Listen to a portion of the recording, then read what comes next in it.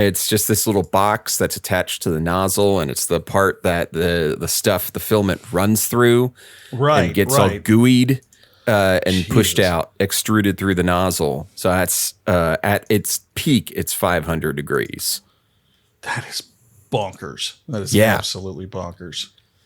You know what else is bonkers? What's that? Hey there, everybody. Welcome back to Pixel It. My name is Kevin. With me, as always, Phil. On today's show, part 2 of Borderlands, The Fallen. And, I will walk back some of my comments from last week about not seeing the misogyny in the book. We're starting to get there. We're getting there. We're in the second third of the book, and oh boy, Johnny, baby, what the fuck were you thinking with some of these scenes? Okay. Not that the character. It's not the worst stuff we've read. It's not the worst stuff. It's just like Anyway, we'll get to it. It really throws you for a loop when you read it. Because it kind of falls out of the clear blue sky. We'll get to it though. For a character like Marla, who is caught in the midst of, a sex slave plot line. Already a tenuous place to put your character. Already a tenuous place. The misogyny has nothing to do with that. Somehow. Yeah. Somehow. The weirdness has nothing to do with that part of it. That's why I didn't think, if it's just this, it's fine. We're like, oh, Johnny boy. It came from something else. It came from something else. It came from Camp Killer Lake or whatever. What's the name of that tabletop? It came from Camp Murder Lake. You almost have it. Oh, there we go. Came from Camp Murder Lake. There we go. Play it, ladies and gentlemen. It's one of the greatest RPGs ever made. It is amazing. So much fun. But before we do all that, let's just talk a little bit about Patreon. We gotta sit down, shut the door. We gotta talk about Patreon. Just sit down. Turn off your phone. Turn off your phone and listen. Focus. And listen. Actually, don't turn off your phone because 90% of you are listening on your phone right now. So keep your phone on. Good point. That could keep your phone on. Turn on your focus mode so that this is the only thing that's going to be playing. There we go. I want you to sit, look, and listen. Sit, look, and listen. Yeah. Patreon.com/pixelitpod. That's where you need to go. If you want to follow us, that's really the best place to do it. Go to patreon.com/pixelitpod. You can follow us for free, or you can donate $1 a month. $1 a month gets you in the door for Phil's What Are You Reading blog, where he tells you how bad or good the horror story that he's reading. Is it always a horror story? No, but usually, it's gonna be. But mostly. Much to his wife's chagrin, it's gonna be horror. It's mostly horror. So keep that in mind. We got $5 a month. That also gives you an ad-free episode. You get to listen to the episode ad-free. And that also gets you access to the pre-show bonuses. The pre-show, the warm-up round that Phil and I do before we get into the episode. You get access to that. $10 a month gets you all that. But you get your name shouted out in the episode. Ooh. So to that end, we got Kyle Seaman, Ruthless Mutter, Jesus Love You, and Friendly Friend. Thank you so much for being a friend. Love ya. Love ya. Love ya. So, Phil, what do you say? Body in the marsh? Body in the marsh. Isn't that where all bodies go? I'm embarrassed. That's where all bodies go. Honestly, if we're being truly environmental, that's where they would go. I think so. I think that's really the best thing to do. Put us back in the earth, damn it. Yeah. Dust to dust? No. Moist to moist. Moist to moist, exactly. Where's that vanity plate? Okay, so we left off at chapter 7, and we open with Burl and Zac fighting off Rax. Zac's interest in Burl's necklace, his super shiny, clearly alien necklace, gets him cracked in the skull with a shotgun butt. And it's lights out for him. Yep. Because Burl don't need people sniffing around him too much, giving them the hairy eyeball. You do not know me like that. So Marla ends up getting sold by our great third 3D kind of like really fleshed out character Grunge, who's known for killing little people. What a great character. Calling Marla Missy Ho. Yeah, calling her Missy Ho. Oh, you will be remembered, Grunge. And gets sold to a guy named Mash, who takes her away in his boat. We are going full pirate here. Vance ends up he's been posing as the ferryman who's been taking him across the river, and sets off a bunch of explosions, killing the bandits. And Marla ends up knocking Mash overboard because they'd been living on this island that was basically a bunch of boats all kind of strung together. Yeah, it's like a flotilla. Exactly. And he just blows it all to hell. Yeah. So, Marla knocks Mash overboard and Vance basically tells her to kill him. Tries to draw a bead on him, shoot him, but she closes her eyes at the last second and isn't sure if it actually happened. Right. She's not quite ready for that point in her life. Chapter 8. We've got Cal and Roland at Firestone, the kind of the settlement area. The tire shop. The tire shop. Yeah, exactly. They're looking to get a good deal on new brake pads. And his parents haven't been there. So Roland offers Cal his share of the score from the bandits they killed, along with a new weapon. This is kind of like the beginning of Roland basically initiating Cal in as a mercenary, which is absolutely the direction this is going. Yes. But he does tell him, you need to grow the fuck up fast, or you're gonna die out here. Zac wakes up tied to a post. Burl feeds him some candied primal balls. Testicles. Testicles. The balls as in testicles. Yeah. Yeah, huevos of these primals that a lot of the psychos like to ride. And he gets drunk and starts telling him long-winded stories about his background and the planet and everything like that. Zac waits until he falls asleep and escapes, manages to get out of his bindings. He steals a bunch of Burl's shit, including a shotgun, some food, and some water, and also breaks into his stash to steal a bunch of alien artifacts, the one in particular, which appears to be some kind of compass, which is pointing him in the direction of the alien crash site, our MacGuffin. So, Chapter 9, Vance leads Marla in what appears to be a tutorial level. That's what this was, right? That's what this was, yeah. So, like, the what's it, the psycho bandits are just, like, running at them one by one. One at a time. One at a time, evenly spaced out for... enough time for Marla to get her hand used to the gun and the difference between shooting somebody without a shield, shooting somebody with a shield. This type of bandit is called this. This type of bandit is called this. It's literally a tutorial level. Like, the first one comes in, well, he wasn't wearing a shield, but this next one is, so you'll get to da-da-da-da-da, and it's a tutorial level. Yeah. It's actually pretty hilarious. Marla is clearly warming up to Vance in a big way. She is developing feelings for Vance. She's catching feelings for the space pirate. Roland and Cal, meanwhile, they run into Cranigan. Roland pretends that Cal is a foreigner worth $1 million in ransom, and that he's the only person who speaks the language Caucasio-Bunkonin. Which I thought was fucking hilarious. And they're basically doing Simlish. They're just kind of like making up their shit as they go along. Yeah.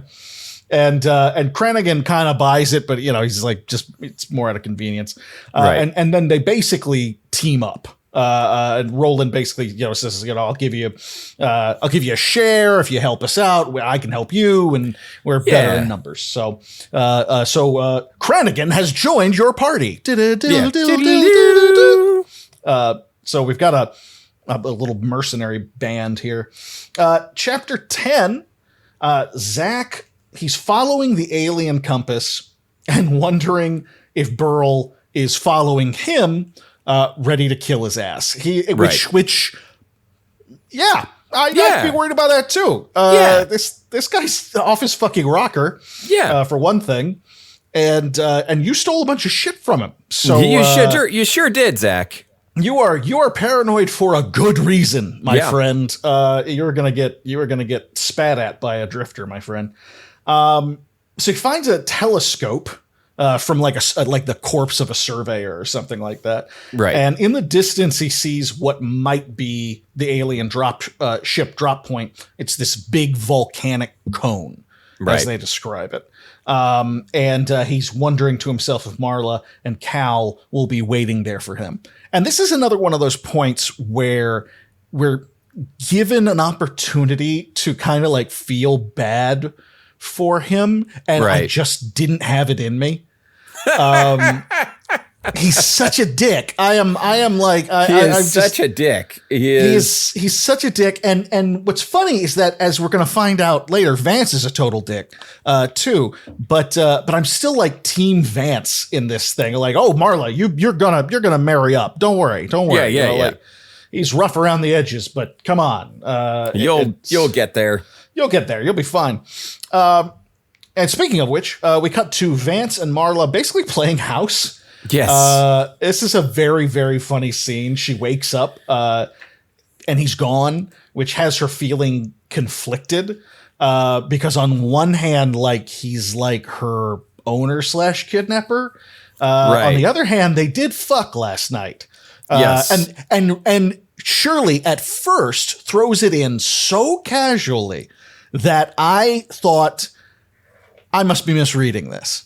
Right. Because he says something about like they had been doing quite a bit of bonding the night before or something, and I was like, is he talking about the tutorial level? What the fuck is that? And then no, it's like he had entered her and she was all for it. She was pumped. We find out Vance has got a big old hog.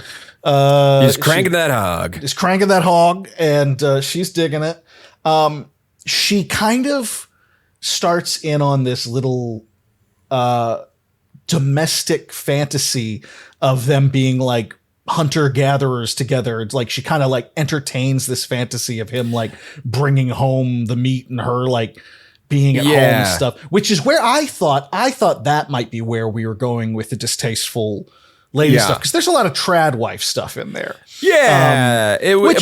And just some like the way some of it was written was just like, I don't understand what I'm reading.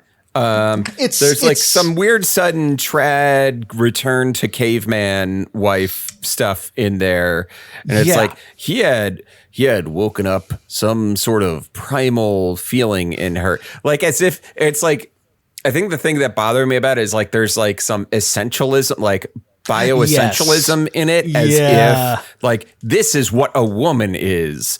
She is waking up to what being a woman is, and I was And don't get me wrong, I know plenty of women, especially who love that kind of shit. Who not so far as the trad wife shit, but like trad wives can go get fucked. Oh, they can get fucked. No, but they like a bigger, tougher, burlier kind of fella and stuff like that. They like that. They just want to be treated as equals, basically. So I can see this being a character development aspect. If it didn't have, it does smack a little bit of like, is this who I'm really supposed to be? Right. And this is where I actually also started wondering, because we pointed out in the first or second chapter, she has a background in xenobiology. She's a scientist. Right. Yeah. And this is where I started thinking about it. I was like, okay, Cal's out there blowing people up. Zac's out there like running from bad guys and shooting stuff like that. And she's over here using her feminine wiles when we've already established that she is like a science person. Right. Like, and we haven't used it once. We haven't used it once. And also, it's like we forgot about it because Vance comes home and brings a dead skag. And she's like icked out about the idea of prep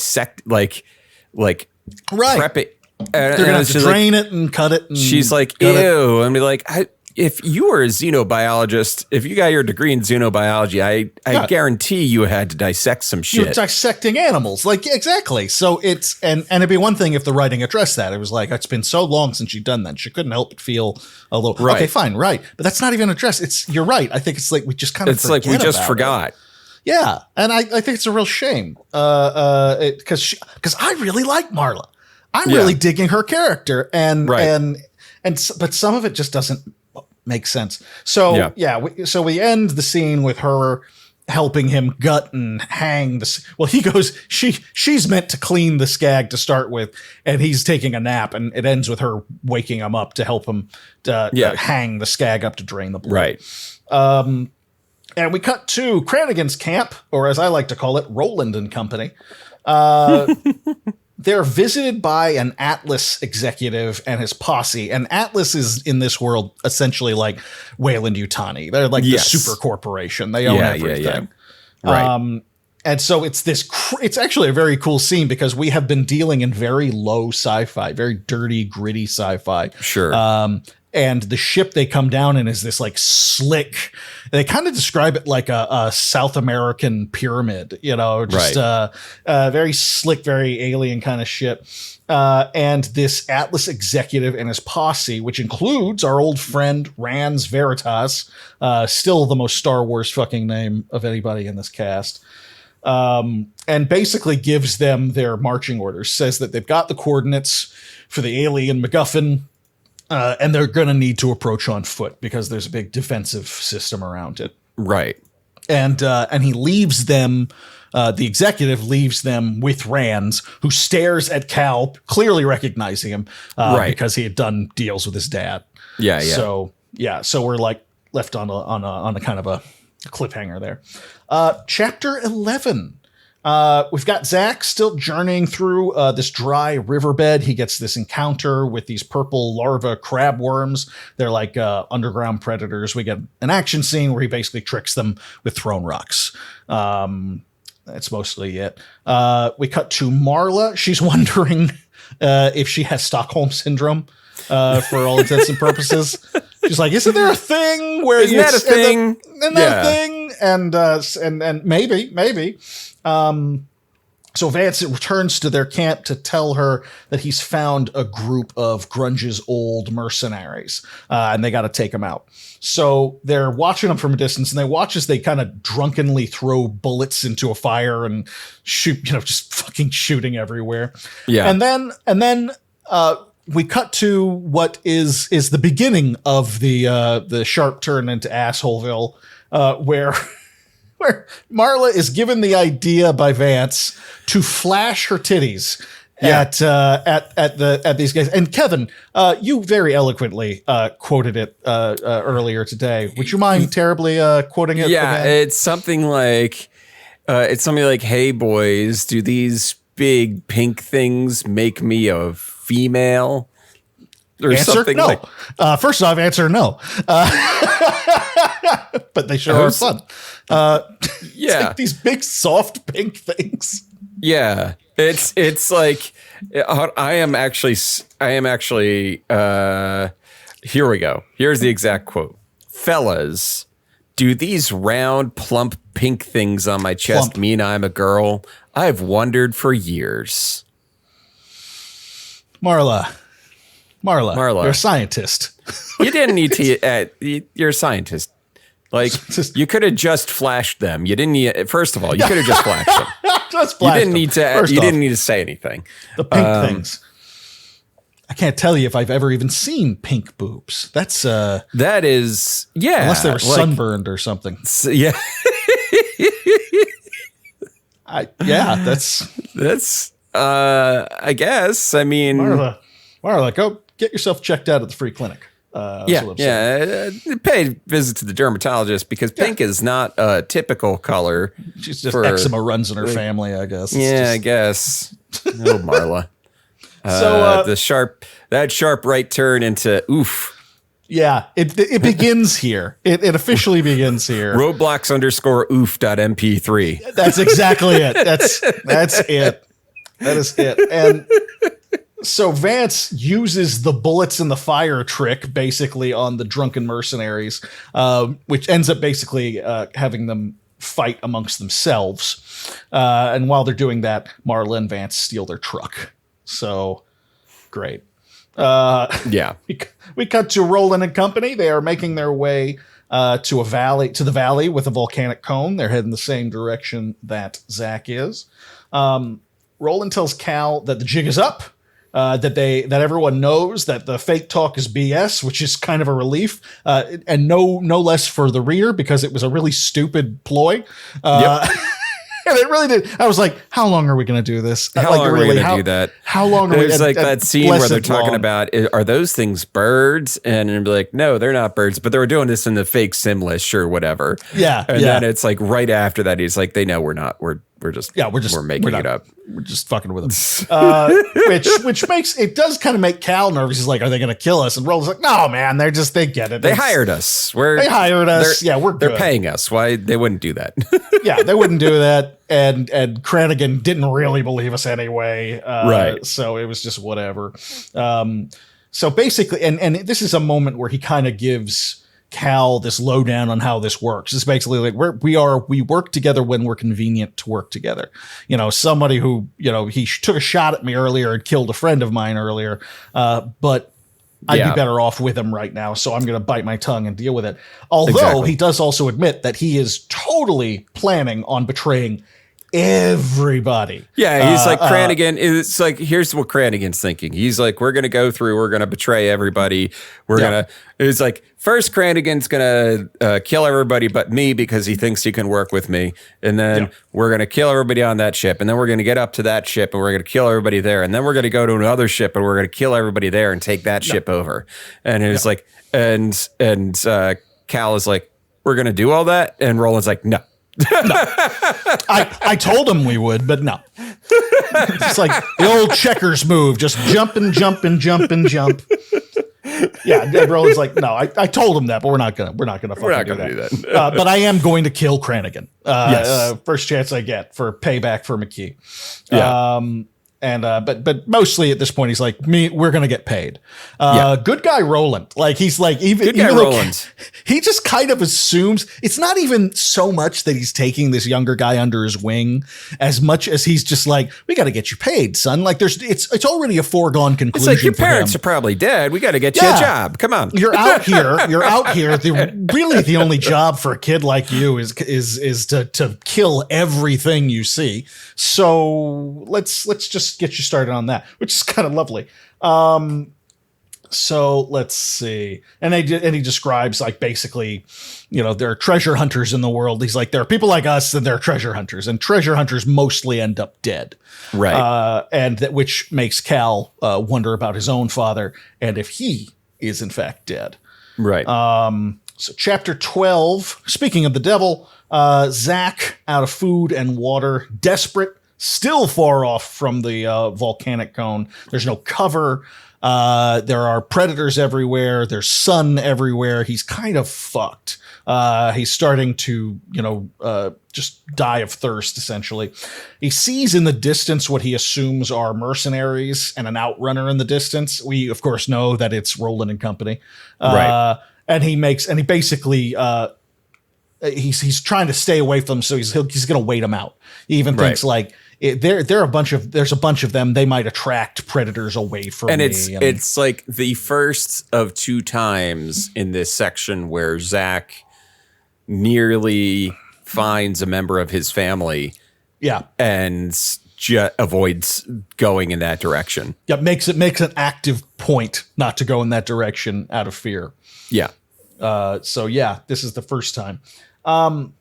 We cut to Vance and Marla on the silicon wastes, which I thought was pretty cool. Basically, it looks like an ice sheet. that they're on, but it's crystallized silicon. We find out later from like a bomb, essentially. Some sort of bomb thing went off and covered the entire area in silicon, and it was like liquefied and hardened on top of these rocks. So the problem is, it's like, I think they also mentioned it's kind of slippery. Like, it's slick, it's slippery. It functions as ice. It's just not cold. That's all. Right. So they're trying to kind of delicately make their way across it. While they're doing that, Vance gives her his origin story about the Wastemakers, which is a group of like religious fanatics that believe that the world is ending. And so the best thing they can do for the universe basically is to annihilate everything. Right. So his parents, he actually used to be kind of a rich kid. He was a rich kid. Yeah. Yeah. Yeah, and his whole family, his whole colony basically was decimated by these fanatics who took him in as a prisoner, as a slave. And the first chance he got, he killed his guard and ran off and ended up joining up with a pirate crew. So that's his backstory. So they find this barrier, this weirdly built barrier. They describe it as like having this big boulder that has like spikes sticking out of it. Very, very Indiana Jones trap kind of shit. So they're like, okay, what do we do? And Marla says, well, we can go way off in the distance and go around it. And Vance says, no, it's going to cost us too much time. We're just going to go around it here. And when they do, they crash into a pit trap, basically. And this is like Marla, Vance basically does the like, don't talk back to me, woman kind of thing. He doesn't say that, but he's clearly annoyed that she has an alternate suggestion. And he's like, I know what I'm doing. And then he drives them right into a trap. Right into a trap immediately, and basically berates himself over it. It's a tunnel rats, he says, have set the trap, and they are attacked by these horrible, misshapen rat humanoid things that we get a brief introduction to them, that they live in tunnels underground. So they're trying to the pit. I get the impression that it's like as low as the truck once more. You know, like I imagine it was a bit deeper than, like a little bit deeper than that. Like a couple truck lengths down.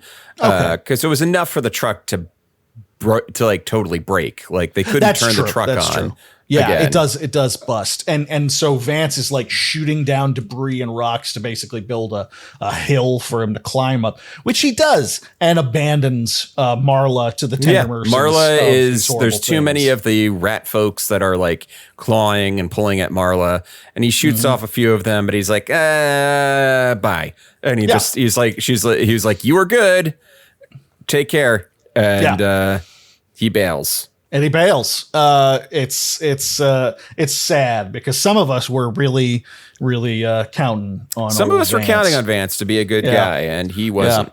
This has nothing to do with the upcoming election, by the way. Some of us read Hillbilly Elegy and knew from the beginning that he couldn't be trusted. So Vance goes off and he finds a couch. Yeah.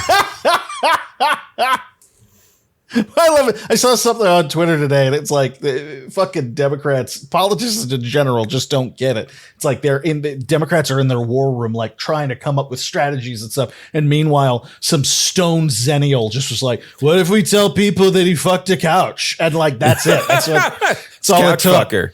Couch fucker. JD Vance, couch fucker. If Kamala was Trump, she would be like. She would call him crazy couch fucking Vance, you know? Couch fucking Vance. She'd be all over that. But, you know. Yeah.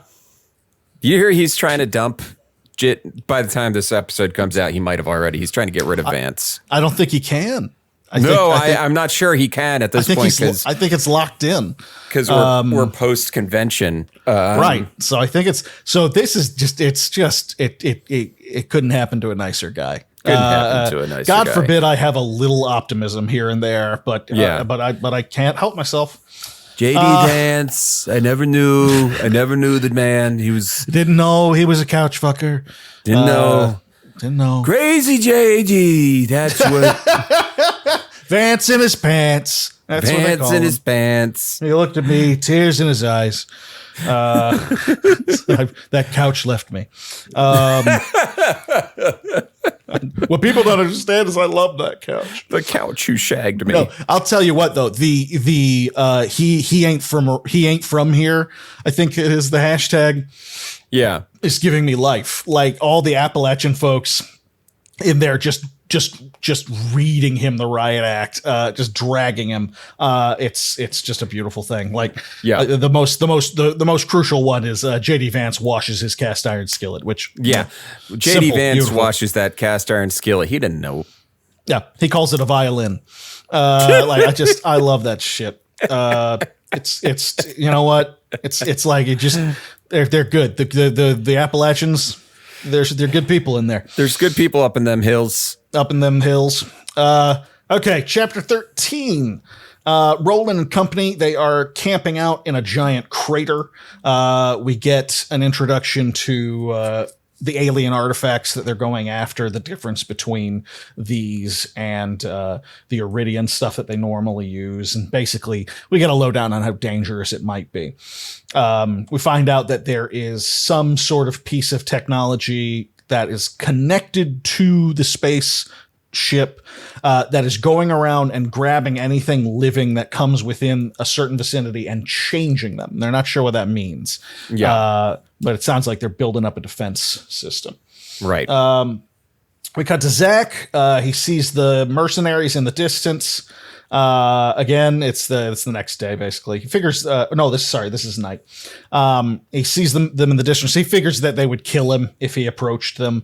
He's desperate to find someone who will give him some water, but he still draws a wide berth to avoid them. He's getting delirious.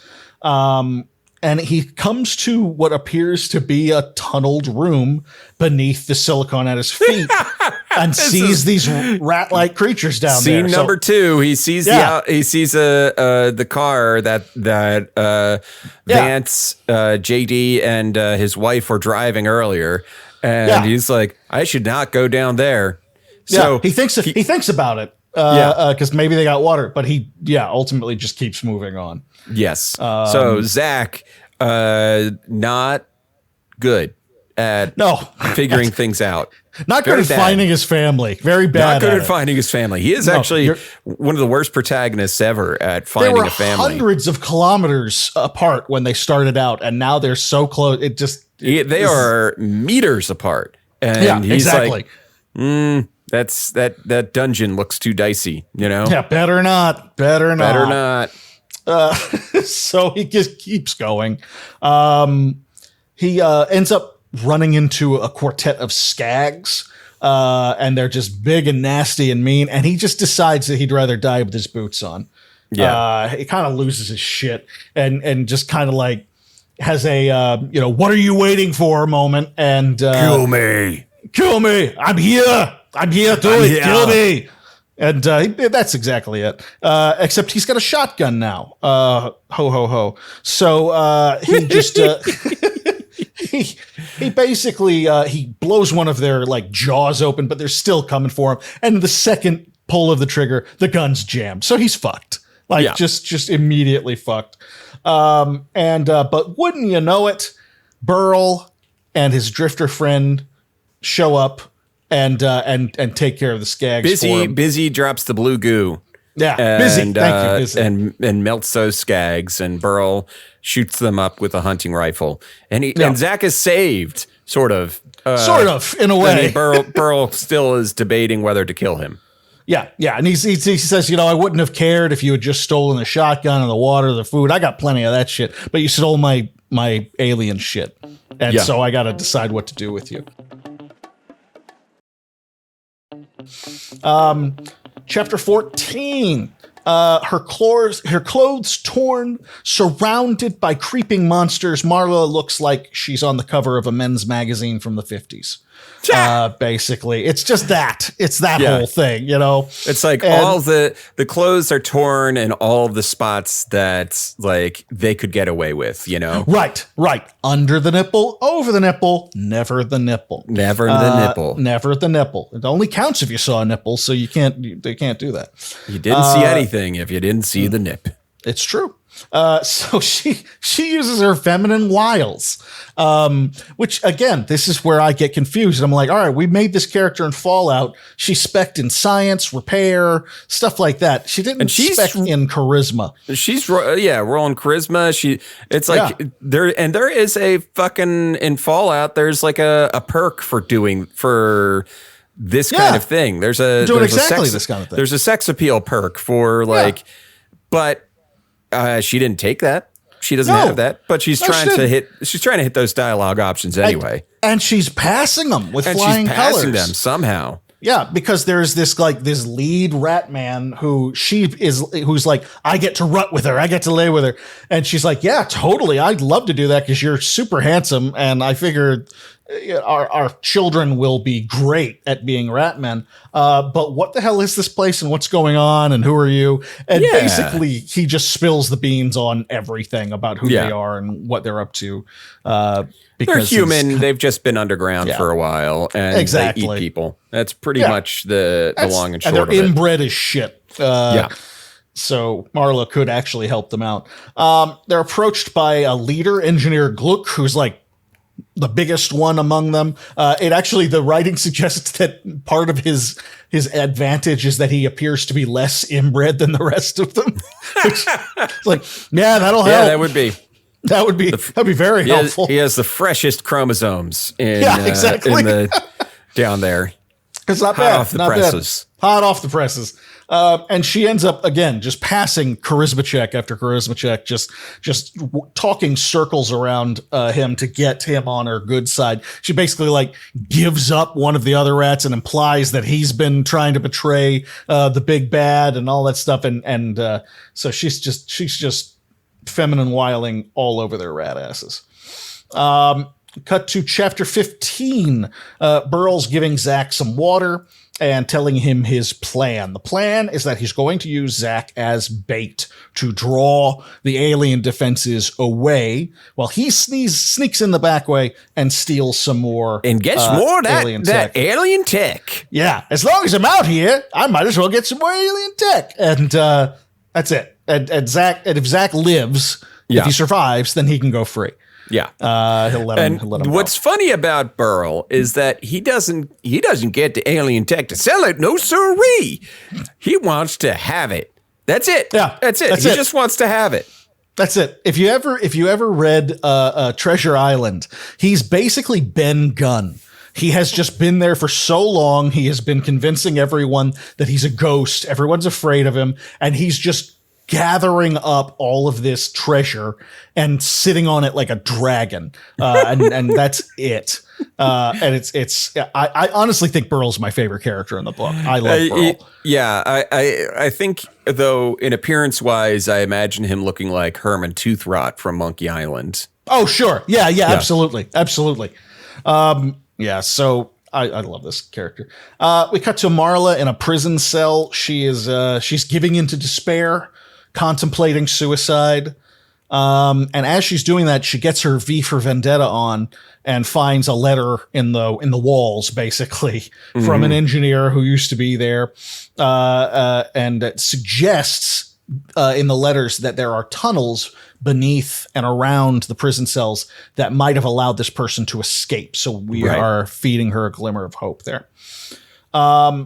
We cut to Roland Company. The engineer, by the way, talks about the fingers, how they keep cutting his fingers off, and they think the rat people think it makes them a better engineer by eating his fingers. It's a very cool bit of lore building because it's that's an old idea. The idea of if you eat the heart of the lion, you'll gain its courage. If you eat its brain, you'll gain its intelligence. I've never heard of the idea of eating the fingers to gain nimbleness and to become that's very cool. That's a very unique take on that. I thought that was neat. So, do you think King Charles's fingers taste like sausage?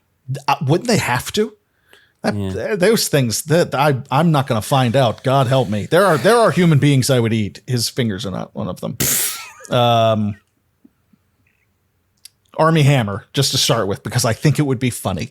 The irony is delicious, Army, isn't it? But you can't say anything back, can you? Because you're not all there. Well, some of you is there, and some of you is over there. Some of you is over there.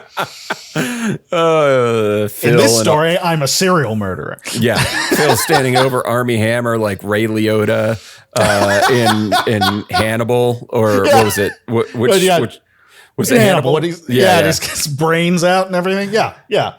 It's like that's pretty much it. Eating his brain like it's sherbet. Yeah. Just giving it a little sizzle. Just get a little sear on it. Yeah. Yeah, I liked that. I thought that was I wonder if that was Shirley's idea or if that comes from the game lore. I'd have to look into that. We'll never know. We'll never know because I'm not going to find out. I briefly considered in the waning days of the sale buying Borderlands or Borderlands 2 or something just to play a little bit of it, and I it was on sale, and I still was like, I'm not going to do that. I'm good. So we've got Roland and Cal. They are discussing this alien tech that they found in the psychos. Right. Did I skip something here? I totally skipped. I beg your pardon. I skipped the end of chapter 14. There was a big war, basically a big fight that happened. Yeah, I totally skipped it. There's the crater they're staying in. All of these psychos riding on primal back attack. There we get a huge battle after a bunch of heavy losses. They do end up killing them all.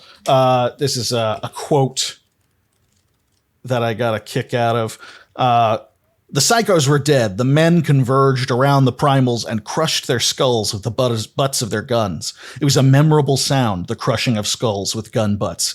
Cal was very much afraid he'd never quite forget it. So Cal is getting his PTSD on. He's really, drinking it in. He's becoming one with the planet, Yeah, I don't think Cal's going anywhere. I think Cal stays here on the... I think they all might, to be honest. Yeah, he can't. You can't go home. No, this is it. This is it for Cal. He can't go home again. No more VR for this kid. So we've got Cranigan, Cal, Roland, and this other random old man guy. And Rands. Rands, who hid under a truck the entire time. Yeah. And they one of the mercenaries draws their attention to the fact that there is some sort of alien tech that is sticking out of the back of all of these dead psychos.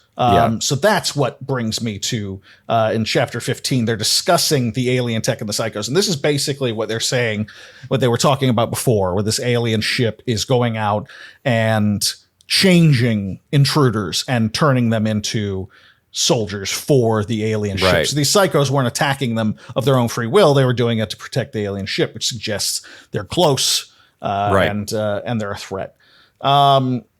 So yeah, they're close to their payday. And they start traveling. They continue. They find dark blots in the plains, which are the tunnels of the tunnel rats. And Cal gets the idea of putting on tinted glasses so that he can better see where the tunnels are, where there might be pit traps. And he guides them through all of them. And finally, they get to the other side of the plains, and he sees a tunnel rat gesturing to him to come closer. And it feels, it ends on this kind of enigmatic idea that he feels like his destiny is in those tunnels. And that's the end of chapter 15. And that is our lot for this episode. Yeah. So Kevin, what are you thinking so far? I know we talked a little bit about I mean, the weird swing. There's still a lot of fun stuff about this book, just like some real fucking terrible handling of the way Marla behaves in the second third of the book. Like, I understand some of the feminine wiles stuff, but like completely forgetting the fact that she's a xenobiologist. Yes. Also is like kind of the weird part. I don't have, it's just, that's how I feel. I don't have a problem with, especially because she's a mom, and everything like that. It doesn't say anything about whether she is particularly pretty or shapely or anything. The idea is that these guys are all living out in the goddamn desert and they haven't seen a woman who is, relatively healthy, maybe their entire lives. So that's going to look good no matter what she looks like. And so I wouldn't have a problem with it if that was like something that occasionally came up and she was like, oh yeah, these people are totally into me because I don't look like a mutant snake. And it was complementing and accompanying the things that we've already established that she's good at, her actual skills and stuff. But she's just kind of a waif to be dragged around and protected and using her Miss Scarlet skills on. And I'm not a big fan of the direction he's taking her. Yeah. I feel like the Vance thing, like Vance bailing was, it was like very sudden, but also like, oh, I guess that is kind of just like what this place would be like. Like, yeah, he left at the first sign of like things not working out. He's like, okay. Yeah. Yeah, I thought that made sense. Yeah, better you than me. Yeah, exactly. This plan is brutal, and if we don't think of ourselves at all times, we will die. Yes. So I thought that was good writing, and I'm still not willing to give up on him. Still Team Vance. I mean, Zac is still the worst character somehow of all of them. Zac is the worst because all he's thinking about is like getting that alien tech. Getting at that ass, he's every now and then he goes, oh, I hope my wife and kid are okay. Now to the treasure. Like, it's just, he's awful. He's really the worst. Yeah. He's just awful. As far as I think I kind of like the Roland and Cal stuff the most. And that's good stuff. Part of me thinks like, it would have been most interesting if it was entirely focused on them. Yeah. I think you could have gotten a whole book out of like, you got this kid who just plays video games his entire life. He's separated from his parents when the ship goes down. And now he just has to learn the ways of Pandora. That's around Pandora, right? That's the name of the place. Yeah. Considering the fact that the prologue opens with him suggesting that he's kind of our main guy. And they do divide the time pretty evenly between these three storylines. Right. So that's interesting. Yeah. Roland is the chapter 1 first point of view character and is introduced in the prologue. So, I guess, I don't know. It's weird. But it's weird, but still an entertaining read. I think it's entertaining. It's fun. Yeah. It's high energy. Shirley's good at that. He's good at violence. He's good at keeping the energy up, even scenes. Yeah, even in some of when it's like dicey in terms of characterization. It's like, it's still moving. I'm still turning the pages, at least. Yeah, absolutely. This has been one of the more enjoyable things we've read in a while, at least in those terms. So, okay, great. Well, then, now that we are done with that leaves me with a single question, the question that everyone actually came here for after all this time. Kevin, what are you reading? What am I reading? What are you reading? I did it! Oh, God damn it! I did it! What are you playing? What am I playing? Well, we can talk about what you're reading, too, if you want. But mostly, I built it up. I'm reading this book. I'm reading this book. Same. What am I playing? I am thoroughly into Shadow of the Erd Tree now. It's difficult. It is more difficult than the base game of Elden Ring. And I'll say that because like the first time I ever beat Elden Ring, it took 100 hours, right? Mm-hmm. And I just beat the base game of Elden Ring in 55 hours, and plenty of those hours included me just fucking around. Nice. So it's like, it's one of those things of, okay, you know how the game works. You can kind of get through it in a reasonable amount of time. And honestly, I've been watching some YouTube channels of like meme builds and stuff like that people do, and they'll go through the entire game like, yep, and that's all 36 bosses in 9 hours or something like that, you know? Wow. Or 36 bosses in 9 hours. That's not all the bosses that you can fight in the game, but but no, Jesus. it's like once you know where you're going and what you're doing, the hours really tighten up. I think a lot of that first playthrough back when I played on the PS5 just involved a lot of, oh my God, this game is so huge. I have no idea where anything is. I'm discovering everything for the first time. And then this time going through the game, I was like, okay, I'm going here, I'm getting this weapon. I'm going here, I'm getting this weapon. And I'm going over here. You know? You got a little more direction this time around. Yeah, it's the Resident Evil syndrome of like, okay. Yeah. I know how to solve all the puzzles, and I can just I can run around all the enemies and save all of my ammo for just the final boss. Yeah, exactly. This time it's going to take me half the time. So yeah. So anyway, I'm into Shadow of the Erdtree now fully because I've beaten the base game. Went back and I got to tell you, Shadow of the Erdtree is hard as balls. That's what I've heard. They didn't mess around. So basically, there is something in Shadow of the Erdtree. They're called scattertree fragments, and you can use them to gain extra levels. Well, not really levels, but like bonuses to your damage and your damage negation that only affect you while you're in the Shadow Realm, which is where the DLC is set. So they tuned everything up in the Shadow Realm to be, hardier, and they hit harder and all that stuff. You need to use the scattertree fragments in order to actually survive, basically. Oh, okay. Wow. All right. So I think that's part of it is just really getting used to the fact that it is really tuned up. I'm at the first boss right now, Rolana, and she's kicking my ass, but I was pretty close to burning her down right before I got on the call. And then there's another boss that I got to get through before it opens. Like there's an opening area to the DLC.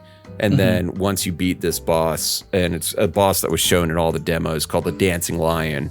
Once you beat the Dancing Lion, it opens up the map into more regions.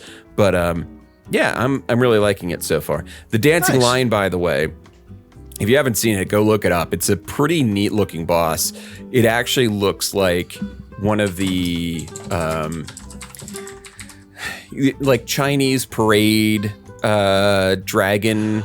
Oh, that's cool. And what's interesting is I think there's actually the way the character model is built, there's actually like two guys inside of the Dancing Lion suit moving it around. Oh, that's neat. That's a really cool design. Oh, I like that. See, that's the thing. That's why I wish I was better at these games. The monster design is bananas. I love it. Yeah. Divine Beast, Dancing Lion. Very cool. Very cool. You can actually see their legs, the guy's legs. And you get a helmet. You get to keep the hat, the helmet after you beat him, apparently. Yeah. That's fucking tight. That is really cool. Yeah. So, that's what I've been playing. Haven't really gotten into touch anything else. The other thing, I've watched a couple movies recently that I wanted to mention. Love Lies Bleeding was okay. How was this? I need to know. I haven't seen it yet. It is very horny. Sure. It is very gay. Sure. So Kristen Stewart continues being as gay as possible in a very good way since the Twilight, doing the Twilight saga. It's her and Katie O'Brien. That's the actress's name, right? Katie O'Brien. I have no idea. Yeah. Katie O'Brien, who is the bodybuilder. And it's it's a crime drama with some really light. I don't want to say horror, but like the trailer makes it look like there's some body horror shit in there. A little bit of body horror shit. It's just like it's a crime thriller erotic film with some very light horror. Not like horror aesthetic peppered in there. In terms of like, because Ed Harris is looks like the fucking crypt keeper. He looks so awful. It's great. In that movie. He is immaculate playing that part. Just just terrifying looking. And it's like set in 1987. So, it's worth taking a look at, Love Lies Bleeding. Very cool. So we watched that last night. And we watched something else. I'm trying to remember. And it's like, it's already gone from my mind. It was so inconsequential. It was so inconsequential. It's already gone from my mind. I can't even remember what it was. So that'll be it for me. Phil, what are you playing? Oh, I've played a few things. I played a demo for a game called Mech Builder. There's not much to say about it. It's basically the same game as like Model Builder Simulator or whatever. It's just that you're building Gundams. And honestly, I get it. It's relaxing. It doesn't give you instructions, I don't think anyway. So you do have to kind of figure out how to put them together, and they get more and more complicated as you go. And you can paint them, you can sticker them, but I'm not spending money on that. I'm just not. I also played a game called Life Eater. Okay. This is very interesting, and I'm torn on this one. This is a game where it's a strategy game, and you play a guy who is the servant of like a cosmic elder god kind of figure. And if you don't kill somebody every so often in a very specific way, then this elder god will destroy the world. So you have no choice. And when you find the person you're going to kill, you have to like stalk them. You have to choose different ways to follow them, stalk them. And it's a strategy. It's kind of a spreadsheet kind of thing in a way, where it's just like laying out what you're doing and how long and how you're spending that time. Sure. And then when you get them, when you finally have enough intimacy with them, basically, to kidnap them, to take them away and kill them, that's when the game gets really tough, because you have all of these little questions. Basically, his opened up guts are in front of you. And based on stuff that you should have learned while you were stalking him, you have to do certain things. So if the guy is between a certain age, then they want you to break his 13th rib. If he works at a certain place, they want you to eviscerate his small intestine, and so on and so on. And this is stuff that you will have to write this down. Sure. And my notes look like the notes of a serial killer. As a result, dinner alone on Sunday, patrol with partners, 6 hours sleep, 5.5 hours sleep, bury the body, light brown hair. Like, this is not okay that I have to write. It's you should shred those. I'm going to, because I'm fucked. And I'm still getting my sea legs with it, because it's not obvious how it all works sometimes, how to play the game most efficiently. But I've never played a game like this. It's a very unique game, and as I've said many times in the show, any game where I literally have to take notes is a plus in my book. I'm adding that to my wish list. It's a very interesting game. And it's like, it looks like it's the UI is basically like Adobe Premiere. Right, exactly. It's like an editing kind of thing. Yeah, that's exactly it. And it's what a unique game. It's very strange. It's grim. It's also heavily implied that this whole thing with the god is real. Like it's heavily implied that like you actually are serving a dark god, and that it isn't just in your head. It's very strange. Which I am for, by the way. I am totally sick of like, oh, it was never real. Like, fuck it. Make them real. Make the gods real. Make them like, you know, I don't care. But I don't want the twist to be like, oh, he was... because first of all, it's like a little bit sanist and a little bit ableist to be like, he's just crazy all the time, all these stories, and all like, no, time. It was a dude actually being literally talked to by an eldritch being to do these things. it makes you feel a little less creepy about playing the game, a little. Sure. But this is by Strange Scaffold, the same people who did El Paso Elsewhere. And they did a game that just came out that I also want to play called Click Holding, which is very unnerving looking. Oh, yes. Yeah, these guys are good at unusual games. It's pretty interesting. So I'm gonna have to come back to it. It is a hell of a learning curve. It's difficult. It's difficult, but I think it'd be worth it. Yeah. And I finally started playing Jurassic World Evolution 2. I feel like the first one was your jam, right? I loved the first one. I did, and the second one came out pretty quick after it, and I was like, why? And I didn't touch it for a while because I was worried. I was like, are they just gonna do the same thing with this one again? Yeah, is this bad? What's going on? Right. Here?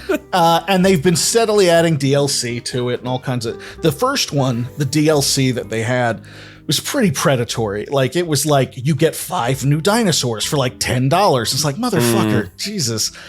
This one I got on sale, and I got a bunch of the DLC, and they have campaigns. The campaign's really interesting because in the first one, you're basically doing Jurassic Park. You are evolving these creatures and getting, busting up fossils and all that stuff and getting the DNA.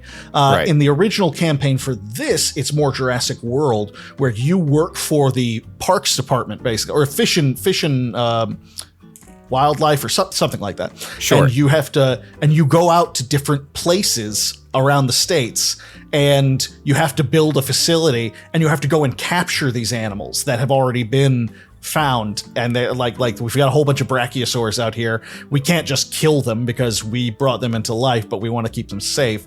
So you have to build the right facilities for them and get them tranquilized and put in the park and all that stuff. Right. And I like it. I really like it so far. They've streamlined a lot of stuff that was a little clunky in the first one. It's still very pretty. It's still very intuitive, and it just feels like Jurassic Park. It's the proper way to me. These games are the proper way to play Jurassic Park. That is until this Jurassic Park survival game finally comes out, which I need in my life. They keep calling it an action adventure game, and I hope that doesn't mean that it isn't just Jurassic Park Alien Isolation, which is what I'm keeping my fingers crossed for. Yeah, that would be that. If it was Alien Isolation except raptors. Yeah. I would shit my pants. That would be childhood terror. Right there. So fingers crossed that they do the right thing. It's like, just imagine a game where you're like, you keep hiding behind doors or something like that. And in the first part of the game, it's totally effective because the raptors can't open doors. But the more you do it, the more likely it is that they learn how to open the doors. I love it. So you don't want to overuse it. And then you get like a little notification when the raptor has opened the door. The raptors have learned how to open doors. Like, you see it like a little notification. And you just feel a chill run down your spine. Like, oh yeah, that would be fucking tight. So until that game comes out, this is I think Jurassic World Evolution, I think this is the proper way to play a Jurassic Park game every now and then. And they've added in aviaries and aquariums, so you've got aquatic dinosaurs. And I beat the original campaign for it, and I'm starting in on a DLC campaign where you play as Biosyn, which was the it's the competing genetics lab that basically hired Nidri to steal stuff for them. with Dodgson and everything. Yeah. So it's interesting. You're playing one of the bad guys, which is pretty cool. So yeah, it's another one of these. I've said this before, and I'll say it again. You know, this is the year where I learn the games I appreciate the most are going to be the ones that I can do with a kid in my lap. You know, so. And, like all I need is the only thing I need is the mouse, and I can click on things. Exactly. And every now and then reach up and like do a little thing. But like, yeah, no, like this Balatro shit like that. This is time well spent. So yeah, that's me. I've been. It was a good week for games. Yeah. Well, that will do it for tonight's episode. If you want to follow us, go hit us up on Twitter. Still calling it Twitter, God damn it! Now I'm not going to stop. I'm not going to stop because fuck Elon and the guy. By the way, was like, I'm going to pledge $45 million a month to Trump, and he's like, I never said that. And his daughter fucking rules. His daughter fucking rules. She eviscerated him. She's the coolest, man. She is freaking awesome. When Elon was talking about how his kid died of the woke mind virus, and he mourns them like they're actually dead, and his daughter is just like, yeah, he's a piece of shit. My dad, he was never around. Like, what the fuck is he? What is he mourning? He never knew me. He can get fucked, you know? Yeah. She eviscerated him. Robert Evans said a really great thing on his show about him, where he was saying like the problem with people like Elon Musk is they see their children as extensions of themselves and not as human beings. Right. And that's it. That nailed it. That is done. One and done. Yeah, because Behind the Bastards, the week that we're recording this, is talking about RFK Jr. and how he comes episodes. How he comes from a family, the Kennedys, which are quiverfuls, which means a quiverful family means they have a ton of kids to increase the odds that the kids are going to do something spectacular, right? Yeah. In the Kennedy's case, it's mostly bad things because of all the pressure. All the male Kennedys were just in pressure cookers from the time that they were born, basically. Endless pressure plus endless money is endless not pressure and endless money. So it's not the way. You should go listen to the Behind the Bastards episodes about RFK Jr. because it gives you some empathy for RFK Jr. because the man never had a chance. Never had a chance. Great episodes. But I didn't know that I would find anyone related to Elon Musk that I could put my support behind. But Vivian, we're on your side. We're on your side. Excellent. We love it. Your dad sucks. Sucks ass, but you seem really cool. So you seem really cool, and you agree with us that your dad sucks, which is also really cool. That's always important. So Twitter, you can also follow us on Instagram. You can follow us for free, like I said earlier, on Patreon. If you're watching on YouTube, go ahead and hit that subscribe button, like and subscribe, because that will help us. We're getting closer. We're inching closer to being able to be monetized on YouTube. Only 220 subscribers away from being able to be monetized on YouTube. So share us if you're feeling real spunky. Go ahead and share a YouTube version, and let's get some subscribers, some subs. Let's get some subs. We'll dom your subs. We'll top your bottoms. We'll top your bottoms. Top your bottoms. Am I doing that right? I feel like I'm not. That's okay. It's okay. I'm a dad now. I don't have to worry about that shit. Who cares? Good night, everybody. Good night.